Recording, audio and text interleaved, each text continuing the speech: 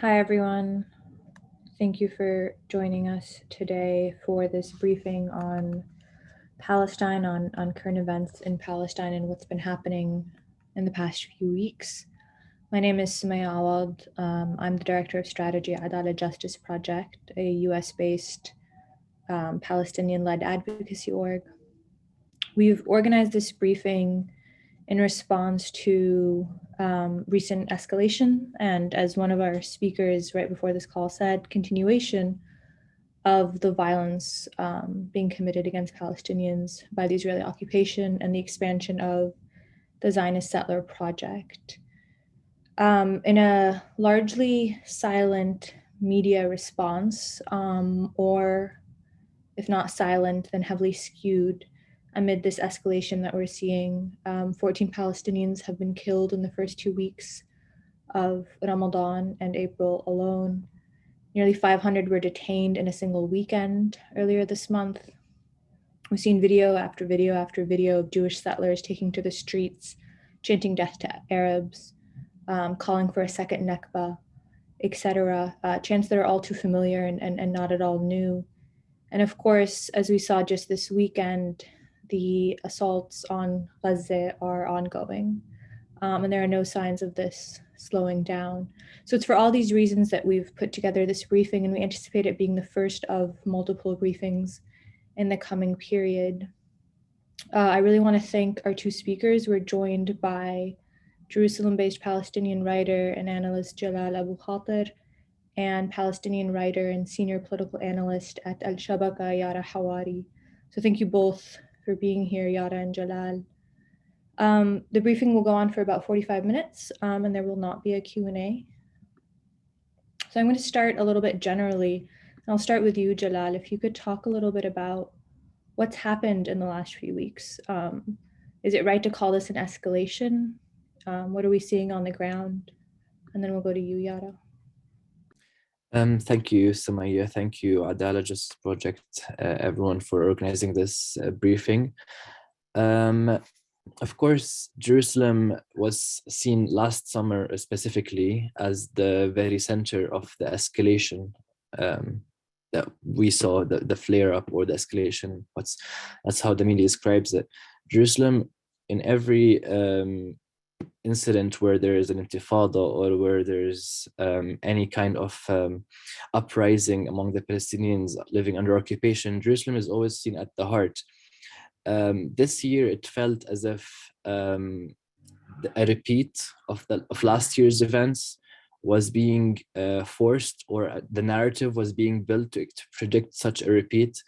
The media was relentless, especially Western and Israeli media. They kept describing the confluence of Ramadan and the Jewish Passover holiday and the Easter Christian Easter holiday. The fact that they're all gonna be during the same 2 weeks period of Ramadan. People predicted that there will be an escalation. People kept anticipating as if it was a self-fulfilling prophecy. But for us Palestinians, we don't see such events as an escalation. There was never like the incursions into the West Bank, the killings of Palestinians, the siege of Gaza, the ethnic cleansing of Palestinian neighborhoods in Jerusalem. That never ceased since last year. That never stopped. We have been on the street in Jerusalem since last year and before, fighting for families to keep their homes in Sheikh Jarrah and Silwan and elsewhere. The West Bank has always constantly been waking up to news of martyrs in Jenin, in Nablus, in Hebron, in Ramallah, and elsewhere. Arrests are increasing in numbers. Hundreds are still in prison, and Gaza is still under siege. We are still hearing the sad, super sad stories of people dying because they have lack of access to the proper health treatment that they require, especially children dying from lack of cancer treatment because they are unable to get a permit to leave Gaza. So the Israeli violence is constant for us. It's never ceased. But there was this media portrayal of this past few weeks of Ramadan. There was a build-up trying to show that there is going to be an intense flare-up because they predict that Ramadan is a month of, I don't know what they expect, violence or a cycle of violence to repeat itself. For us, it was a constant. and it just got the attention of the world. And that's why we're all here speaking about this now, because everyone kept talking about it. Something happened. There were intense and ugly raids into Al-Aqsa in Jerusalem, and that brought the Palestinian story back on the headlines of your TV and news. Thanks, Jalal. Yara? Yeah, as Jalal mentioned, we've been seeing an escalation in what is ongoing violence against Palestinians by the Israeli regime, and this has been happening, not just in Jerusalem but also elsewhere in the West Bank, and there have been different sort of hotspots of this increased violence, and the media has been building it up. It's as if they've been, goading for blood and violence. This is what makes the headlines, and it was the Al-Aqsa compound which has been receiving quite a lot of attention, more than other places, because it is considered this deeply holy site, this sacred ground. And I think one of the important things to note is that, this is not happening because it's a holy place. It's happening because it's a Palestinian sacred space. And what we're witnessing is intensified attempts to assert Israeli dominance in the old city of Jerusalem, and especially in the compound, and as well as intensified raids into Palestinian towns and villages. And it's important to stress that this is merely an intensification, because of course, it's an ongoing process. It's not a breakout in violence. It's always violent in Palestine because colonization is a violent process. Thanks, Yara.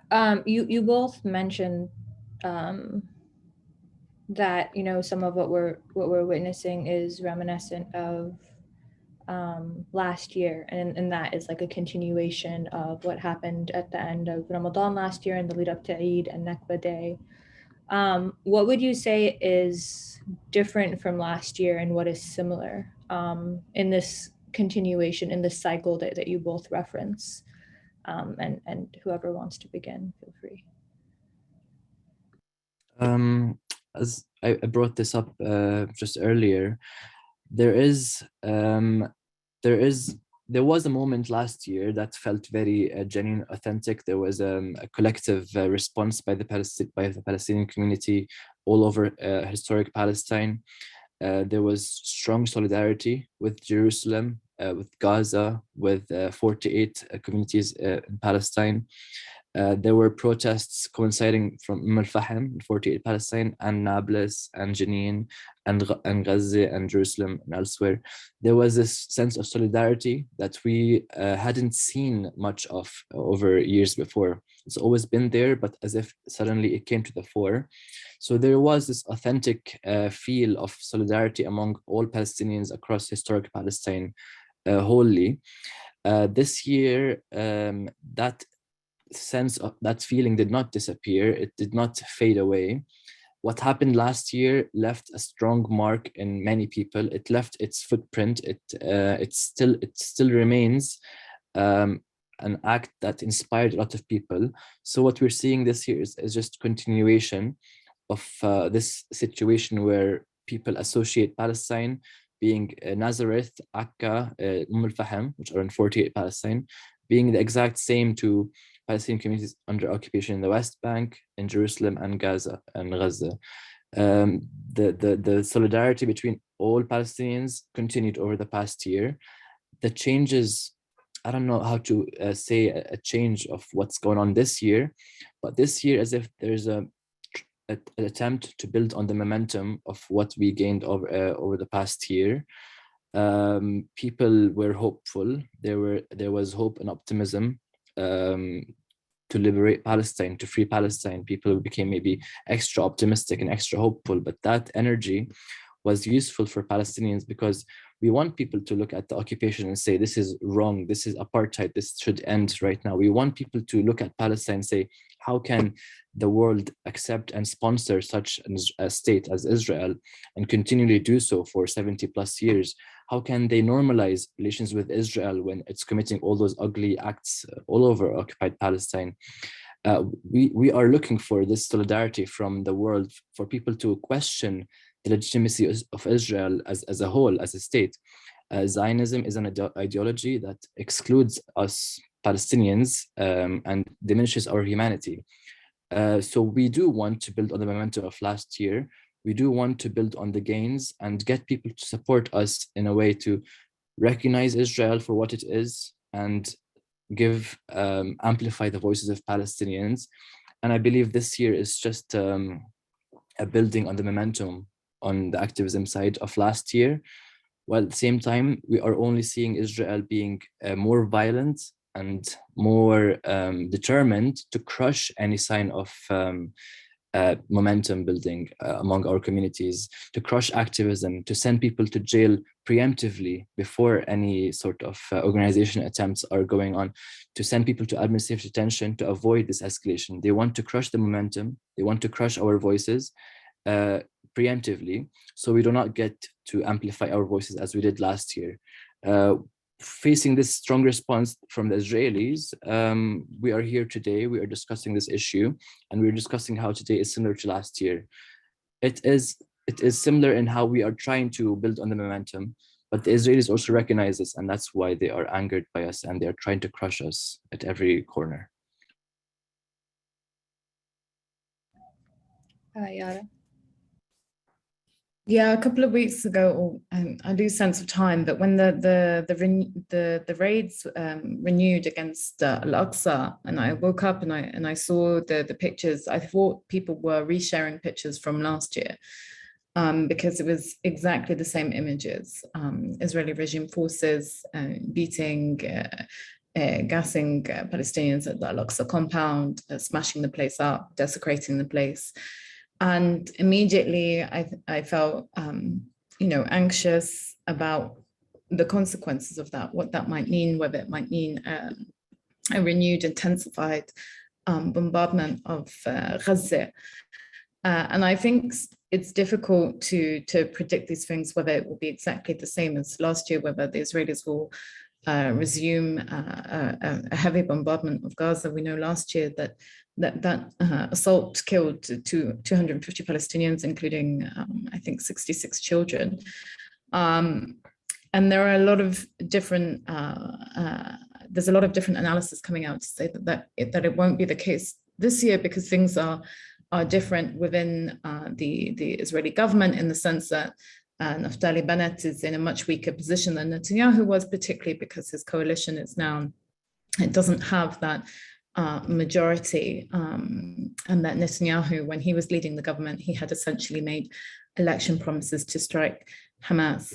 But at the same time, whilst I appreciate that kind of analysis, I think, an Israeli government that is unstable and uncertain is also a dangerous government. And we know that no matter which Israeli party or politician is leading the government, they have a consistent policy when it comes to Palestinians, and that is to crush Palestinian resistance, and that is to crush Palestinian presence. And when it comes to Jerusalem in particular, it is particularly intense, that repression.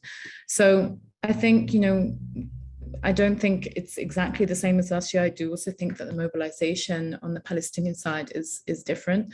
But I would agree with Jalal that, what happened last year, the inspiration and the remnants are continuing. We saw when Jenin was basically placed under siege by the Israeli regime, we saw Palestinian voices coming out in support of Jenin and urging Palestinians in the West Bank to go to Jenin and to spend money in Jenin to relieve it of the economic sanctions that the Israeli regime had placed in them. So that kind of collective action and that collective feeling still exists. And I think it comes from the mobilizing that happened last year. But I think in terms of predictions of what might be different, what might happen in the coming weeks and maybe even months, I think is difficult. Thank you both. One thing you both touched on a little earlier is the location of some of these escalations and the repetition of it, the continuation of it in these locations. So in Jerusalem specifically, and then in particular at Al-Aqsa compound.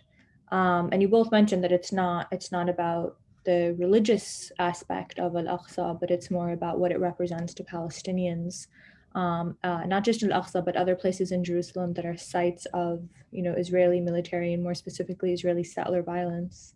Can you talk a little bit, or like unpack that a little bit, what these particular locations mean to Palestinians and why it is that it's at these places and often at around this time that we begin to witness this? For sure. Like Anna, as Jalal and as many Palestinians around me in Palestine, in Jerusalem, Al-Aqsa has a lot of different meanings than just purely in religious sense, in Islamic sense. Al-Aqsa has a meaning is central to the Palestinian national identity. And of course, that's something people all over the world understand. But we also need to stress that it is not strictly the holiness of the site that is moving all those Palestinians. There are different aspects, there are different reasons why we feel so.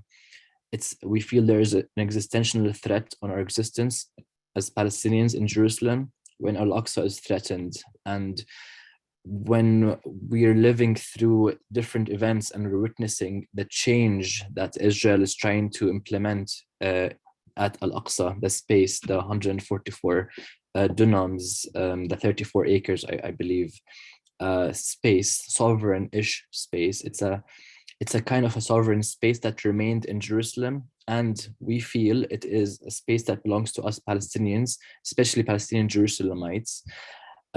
People socialize, people walk, people attend that space all the time, 5 times a day for 5 prayers. Not only those who live in the city and those who own shops in the city, but people from outside the old city also attend this space all the time.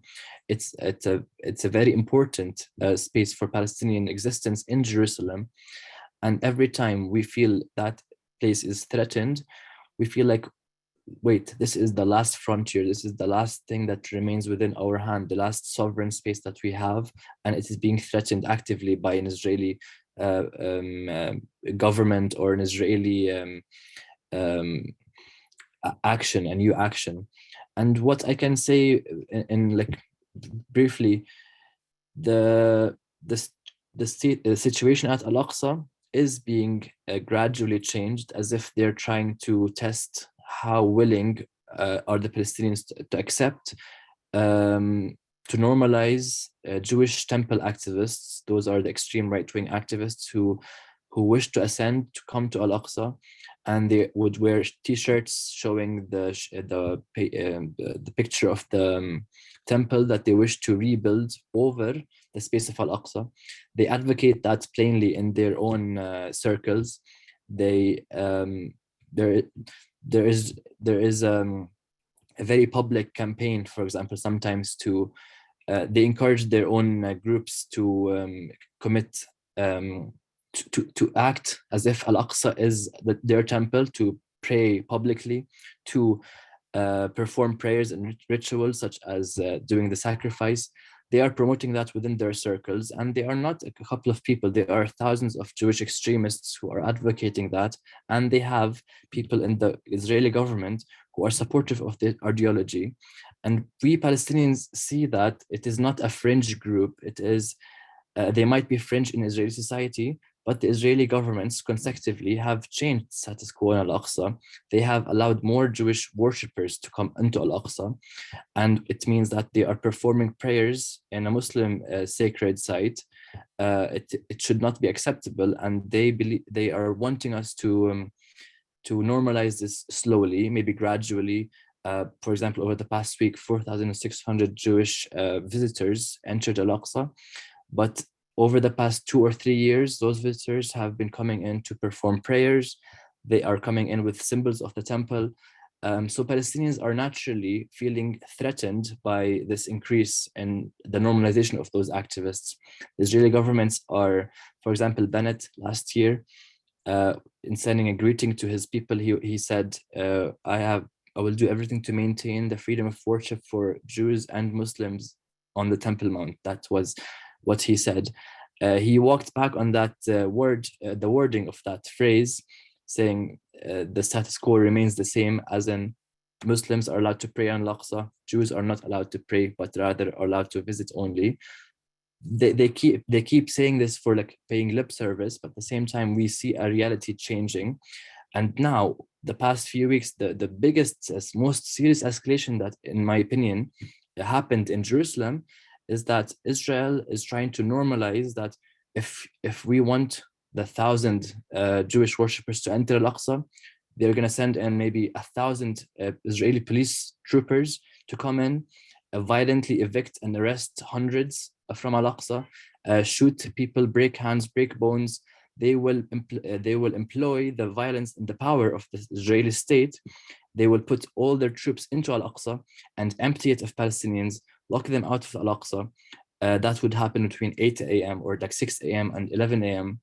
And they would, in the meantime, allow Jewish visitors or worshippers, according to them, to come in and do their thing in Al-Aqsa.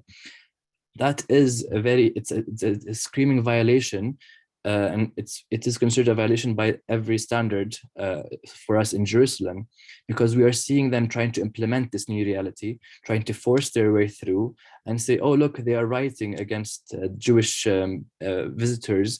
But in reality, they're trying to slowly change this reality to normalize the fact that they are entering in thousands and emptying Al-Aqsa violently.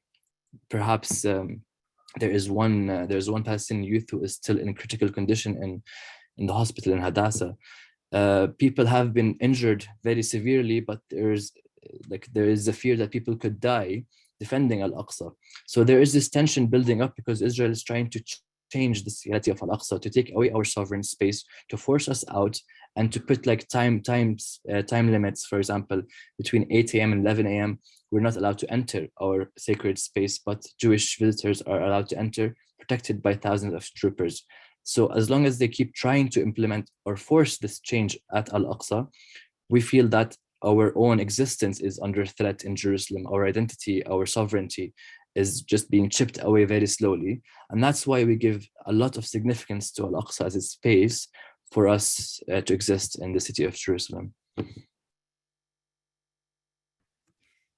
mean, the only thing that I would add to that is that I think, in every liberation struggle, there are symbols that the movement rallies around. And I think in the case of Palestine, Jerusalem, and Al-Aqsa, are some of those symbols, and it's not just abstract. Jerusalem has this very tangible and physical meaning for Palestinians, not only because of the holy sites, but also because Palestine is a small community. We are a small country, and we have a small population, and so many Palestinians of my generation and older have a very physical connection with Jerusalem. Either grew up there, spent time there, studied there, visited there frequently, and now so many are denied access to this city that is so close and yet so far. And it's so egregious that this place of historic importance, of religious importance, of social importance, of political importance, that the majority of the Palestinian people are denied access to the city, I think is what makes it so important for Palestinians. And I think Jerusalem as a city encapsulates our struggle so well. It's where there is mass dispossession, it's where land is consistently stolen, where the city is de-Palestinianized.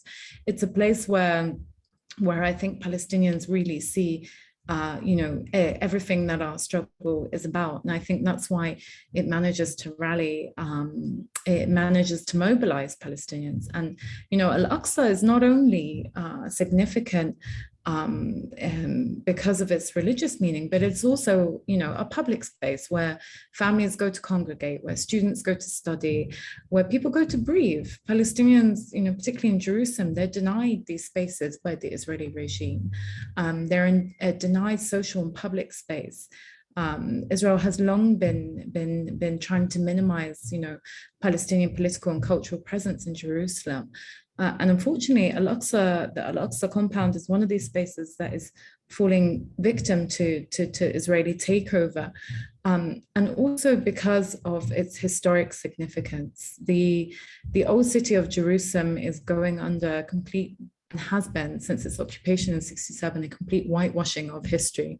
And gaining control of Al-Aqsa also means gaining control of a certain historical narrative, which the Israeli regime uses to prop up its ideology and uses it to justify the colonization of Palestine.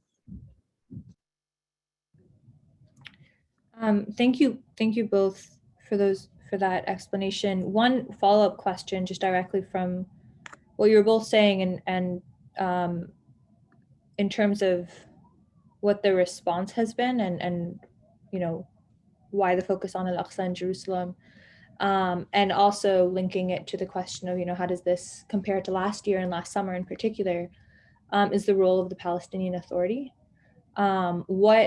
What has been the response of the Palestinian Authority in the last few weeks? And if you could situate that in the last year and in the aftermath of May of last year and the crackdown by the Palestinian Authority on Palestinians mobilizing. Jalal, you talked about how Palestinians are continuing to build on the momentum of last year. The response to this aggression and escalation and the continuation of violence this year really builds on last year, and Israel sees that and is responding to that. Where does the PA fit into this? What have they been saying, doing, and what do you predict they're going to be doing? And either one of you, feel free to start. Of course, I'll leave the majority of this to Dr. Yara. She is an expert on analyzing the Palestinian Authority and their responses. But in a way, what also happened last year and is still in effect today is the PA has such little impact to inspire or affect change among Palestinians today. The Palestinian Authority is very limited to its physical presence in Ramallah, the major cities, centers in the West Bank. It's not really having any effective role in any mobilization, in any activism that is going on right now. When we saw the buildup of the past few weeks in Israeli and Western media and the calls for let's avoid an escalation, that was a month ago or even more, let's avoid an escalation. There was a lot of pressure from the Americans, the Europeans, even Egyptian and other Arab mediators who were constantly calling into their contacts in Gaza and Hamas and elsewhere, and calling to the PA saying, we are witnessing an escalation, so please do all you can to avoid this escalation. And how this can be interpreted is the fact that there is no major mobilization across the West Bank or elsewhere in an official sense. The mobilization is always taking place on a grassroots level. Community activists, Islamic groups, left-wing Marxist, socialist groups, nationalist purposes, just youth together are organizing and leading the protests, but there is no umbrella, there is no PA to be directing or inspiring anything. I think it's just lost relevancy over the past period. And right now they're just trying to keep up with the lip service, basically trying to say what Israel is doing is wrong. Israel needs to stop this, needs to stop, condemn, without any real, any really effective means to act at the moment. And I'll leave the rest for Yara. Yeah, Jalal is right in saying that the PA has been just paying the usual lip service, so condemning the Israeli regime repression, the Al-Aqsa compound, saying that this is a sacred site and things like this shouldn't be happening. And in the past there have always been threats to end security coordination or threats to end agreements with Israel, i.e. the Oslo Accords, and these have amounted to nothing. and we've seen images of Abbas maybe stamping his foot in a tantrum. But the reality is that the PA is completely beholden to the Israeli regime. It's really an existential question. They cannot end their agreements with the Israeli regime. They cannot end Oslo because Oslo created the Palestinian Authority. And not only are they beholden to the Israeli regime, but also to third parties, namely the US, the Europeans, and the Arab states. So in reality, as Jalal pointed out, there's very little that they can do in terms of protecting or defending Palestinians in Jerusalem, because they also don't have a presence there. But I think also there's little that they would want to do. Last year, they were notably absent from the mobilizations that were taking place. And not only were they absent, they were also surprised at what had happened. No one passed on the memo that there would be massive mobilization across colonized Palestine. And they were shocked and taken aback, because that kind of mobilization is a challenge to their leadership. It's a challenge to their corruption. It's a challenge to their failure at getting any kind of legitimacy or representational legitimacy. And so these kinds of moments where there is mobilization on the ground, where Palestinians are resisting outside of their structures, I think frightens them, because it also challenges their failure to achieve liberation and their failure to defend the Palestinian people. And so the PA, historically and quite publicly works often in tandem with the Israeli regime to target activists and opposition groups. And that has been a continuous state of affairs since the Oslo Accords. So I think it's the PA is irrelevant in this kind of situation, in this kind of escalation of violence. Any kind of statements, as we both mentioned, is unfortunately lip service. Thank you both.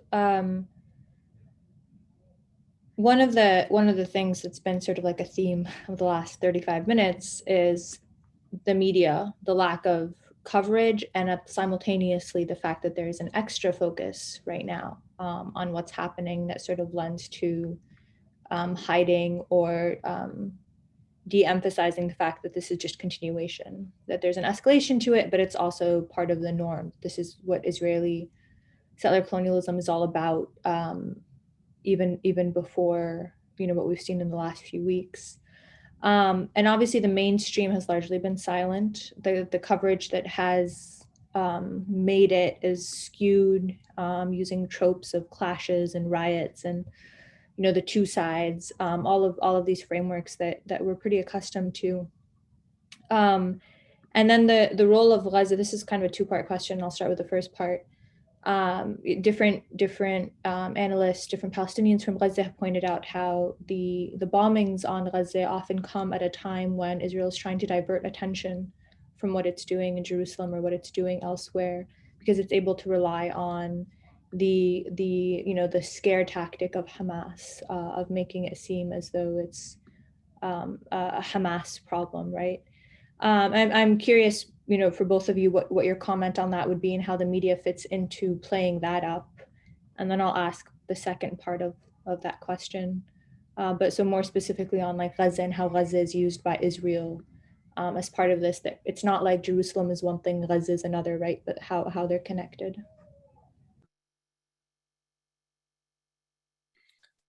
I feel like I've been leading every question, so Yara, feel free to come in whenever you want. There is a boogeyman. There is a scary. It's a trope, actually. The Israeli Zionist media keeps dismissing any Palestinian active resistance or any Palestinian voice of rejection to the apartheid, to colonial violence. Anyone who rejects and delegitimizes Israel is being portrayed as if it's just Hamas's propaganda, and Hamas is doing this and escalating in Al-Aqsa and escalating in Jerusalem. Hamas is part of the Palestinian people, just like any other faction, any other party. Hamas is actually very. It's a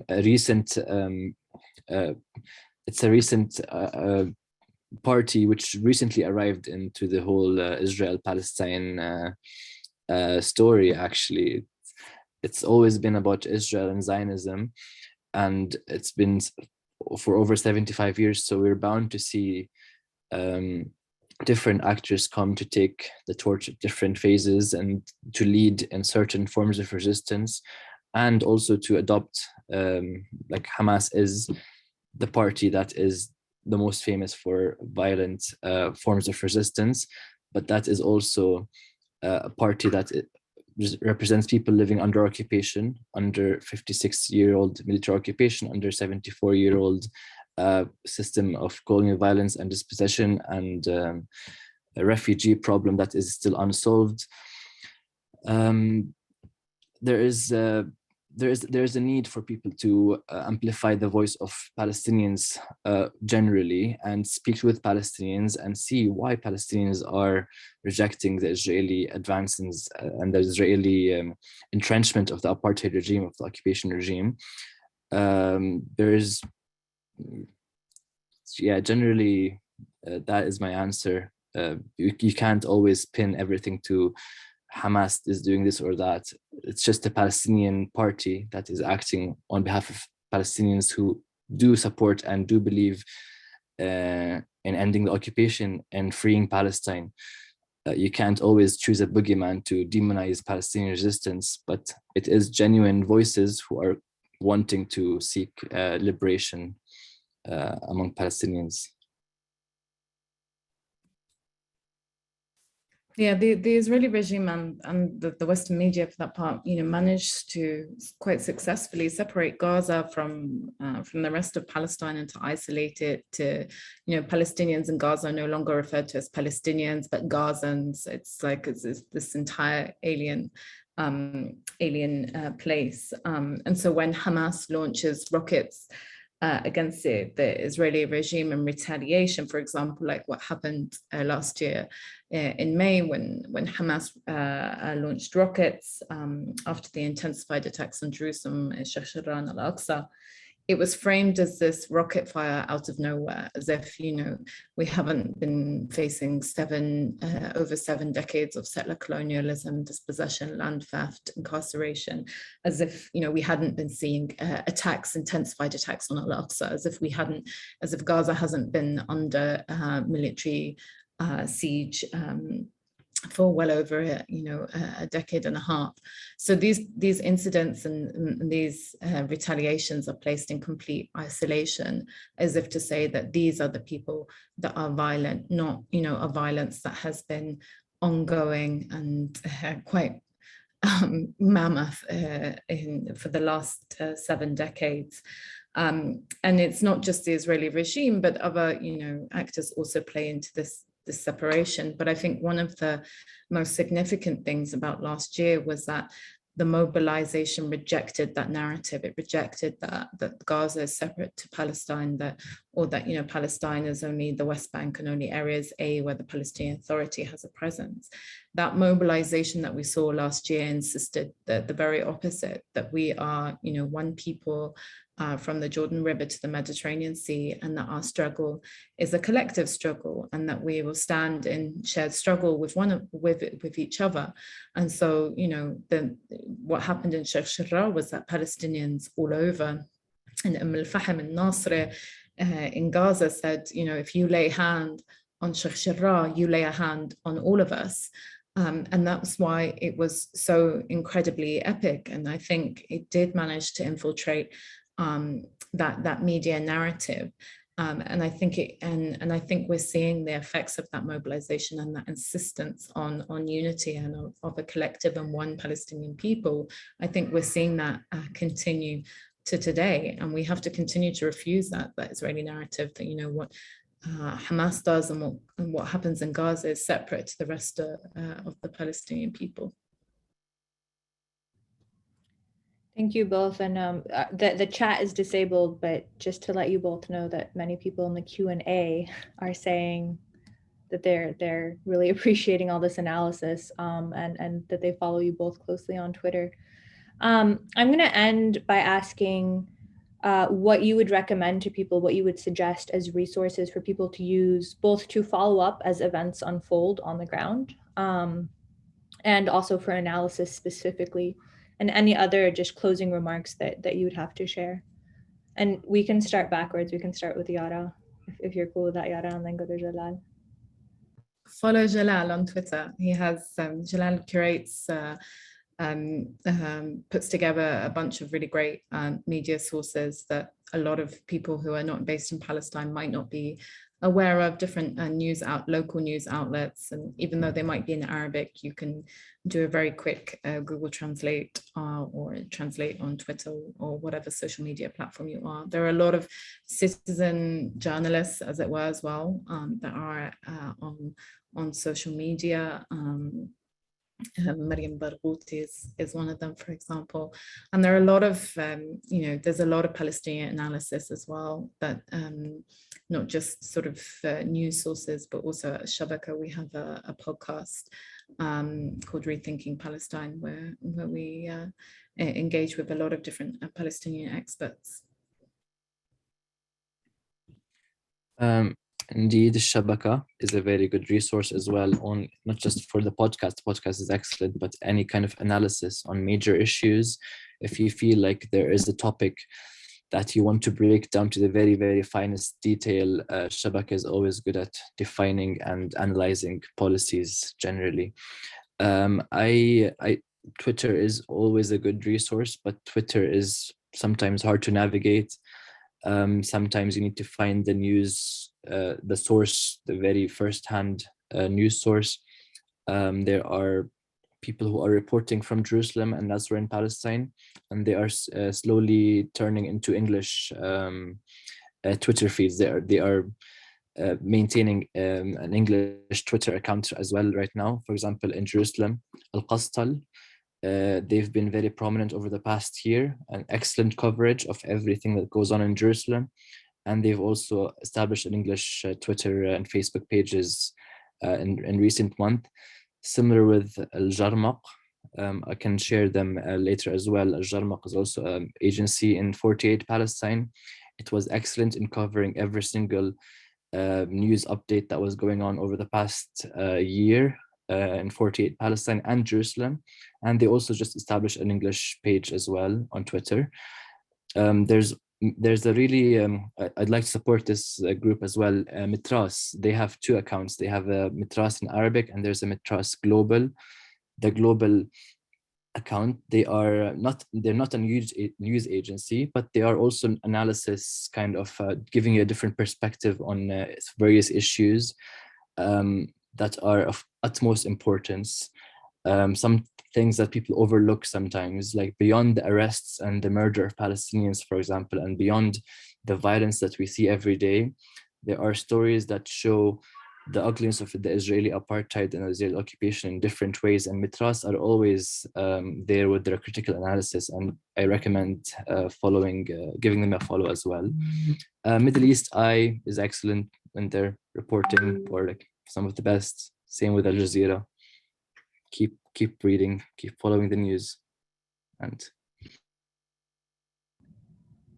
thank you both. The links, the Twitter pages and links to the different resources that were cited by Jalal and Yara are being dropped into the chat.